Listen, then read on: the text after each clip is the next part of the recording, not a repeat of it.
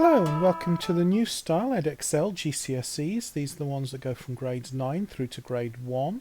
This is paper 1MA1/1H. It's the first paper in the higher tier. It is a non-calculator paper and we're picking up in question 15.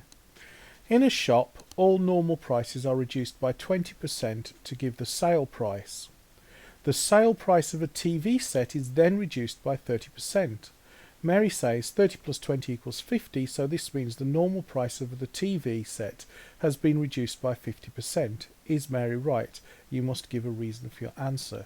Well, the answer is no. That should probably get you 1 point just for saying no. Now, why is Mary wrong? Well, if the normal price of the TV had been reduced by a further 30% on top of the 20% that the normal price had been reduced by, then Mary would have been right, because that's 30 plus 20 equals 50% off the normal price. But this 30% is not 30% of the normal price, it's 30% of the sale price.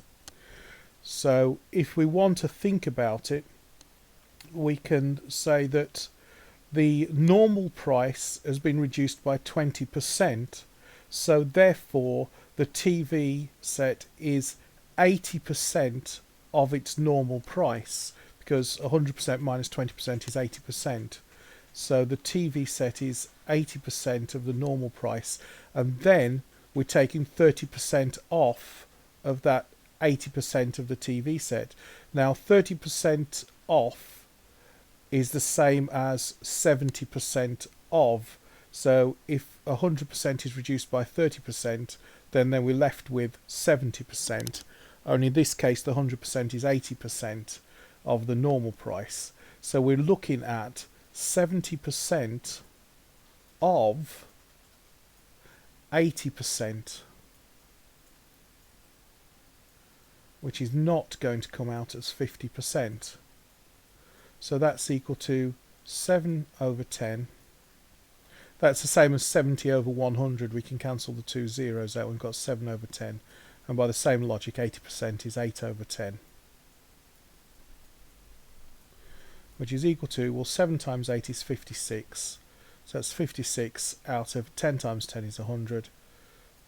So the TV set is 56% of its normal price. I'm going to put of normal price. So therefore the set is reduced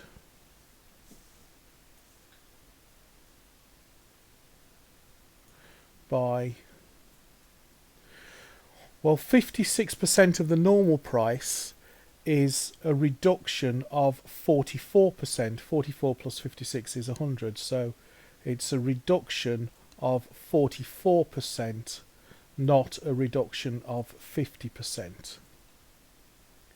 Okay, so moving on to question 16. Factorise fully 20x squared minus 5. Okay, well, 20 and 5 both lie on the 5 times tables. 4 times 5 is 20. So we can pull out the 5, and then 20 divided by 5 is 4, so that's 4x squared minus 1.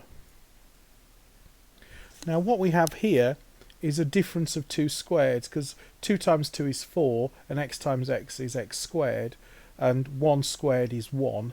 So we've got a difference of 2 squared here, so this is equal to, so we've still got the 5, and then we can factor this out. Just so you know, the difference of 2 squareds, a squared minus b squared is equal to a minus b times a plus b. That's just a useful formula to remember. So this then becomes 5 into the square root of 4x squared is 2x minus 1 into, and then it's 2x plus 1. And this should go in here. Okay, question 17. Make A the subject of A plus 3 equals 2A plus R, so 2A plus 7 all over R. Okay, so the first thing we can do is to get this R off the denominator. So we've got R times A plus 3. What I'm doing is multiplying everything through by R. A plus 3 is equal to, and then R times all of this, we can cancel the R's, so we're just left with 2A plus 7.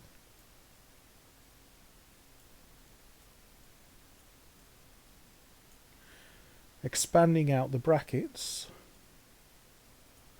R into, sorry, trying to expand out the brackets.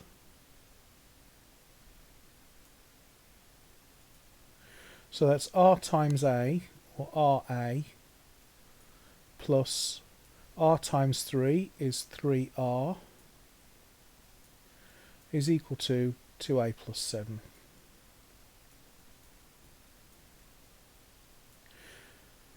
Bringing the 2A over to the left hand side and the 3R over to the right hand side, what I'm effectively doing is subtracting 2A from both sides and subtracting 3R from both sides. So I end up with RA minus 2A is equal to 7 minus 3R. Now I can factor out the A's. So I've got A into R minus 2 is equal to 7 minus 3R. And lastly, divide both sides through by R minus 2, and I end up with A is equal to 7 minus 3R divided by R minus 2. And now A is the subject of the equation. Okay, I hope that was helpful, and I'll see you in the next video.